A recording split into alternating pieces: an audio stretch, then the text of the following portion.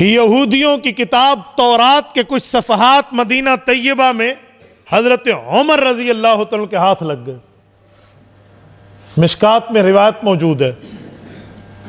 حضرت عمر رضی اللہ عنہ نے جب اس کو پڑھا، عبرانی زبان کی باتیں پڑھی، تو اس میں تو رسول اللہ صلی اللہ علیہ وسلم کی صفات تھی، باقی باتیں بھی تھی.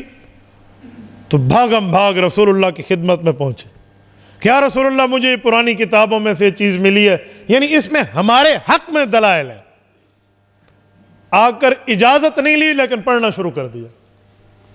حضرت ابوبکر ایک سائٹ پہ، حضرت عمر ایک سائٹ پہ بیٹھ کے رسولت مآب علیہ السلام کی موجودگی میں پڑھنا شروع ہوئے.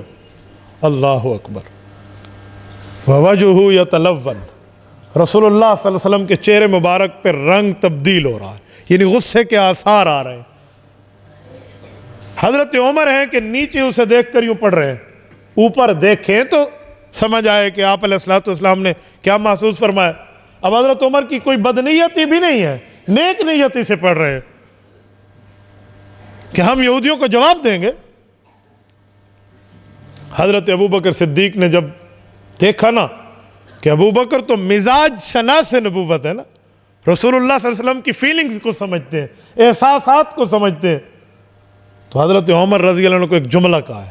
یہ جملہ صرف ابوبکر کہے تو کہہ سکتا ہے اس امت میں، حضرت عمر کو اور کوئی کہنے کی مجال نہیں رکھتا. کسکلت کا سواکل، عمر تیرے اوپر رونے والی روئیں، تو نہیں دیکھ رہا رسول اللہ صلی اللہ علیہ وسلم کے چہرہ اقدس کو؟ آپ علیہ السلام یہ ناگواری محسوس فرما رہے. حضرت عمر نے یوں آنکھ اٹھائے نا اور چہرہ نبی کو دیکھا تو واقعی سمجھ گئے کہ آپ علیہ السلام غصے کی حالت میں، تو اس کو بند کیا اور کہا رضیت باللہ ربا وبالاسلام دینا ومحمد صلی اللہ علیہ وسلم نبیہ. یا رسول اللہ، میں تو اللہ کے رب ہونے پہ، اسلام کے دین ہونے پہ، آپ کے رسول ہونے پہ تو راضی ہوں. میں کوئی تورات ایمان لانے کے لیے تو نہیں پڑھ رہا کہ یہ تورات اب بھی ہم اس پر ایمان لائیں گے. بس اتنی بات ہے کہ اپنے دور میں سچی کتاب تھی. آپ علیہ السلام نے فرمایا عمر آپ کی بات ٹھیک ہے، لیکن ایک جملہ سنو.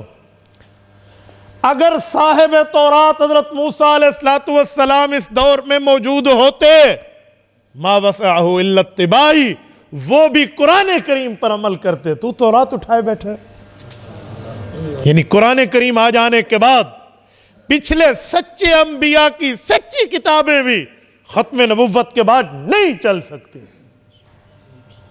حضرت عمر رضی اللہ تعالی نے فوراً کہا یا رسول اللہ میں راضی ہوں. میری بات کا مطلب ہے رسالت مآب علیہ السلام نے اس میں حساسیت بتائی ہے کہ جب ختم نبوت کے تاج سے حضور علیہ السلام تاجور ہو کر آ جائیں، ختم نبوت کے تمغے کندھا ہائے نبوت محمدیہ پہ سج جائیں اور تاج رسالت تاجدار مدینہ کے سر اقدس پہ سج جائے، اب کسی کو اس میں شراکت کے معاملات نہیں ہیں. تبارك الذي نزل الفرقان على عبده ليكون للعالمين نذيرا.